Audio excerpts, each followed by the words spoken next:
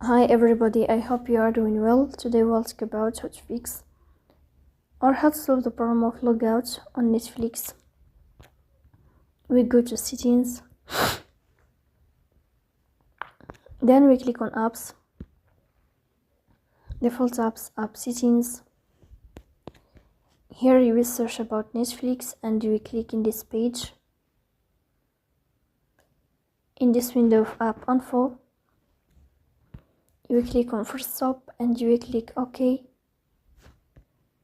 Here you will enter to storage. Then we click on clear cache. In the end, you will turn off your phone and you will wait a moment to restart your phone again to fix that problem. So please don't forget to support us by like and subscribe. See you next time and thank you for your watching and your attention.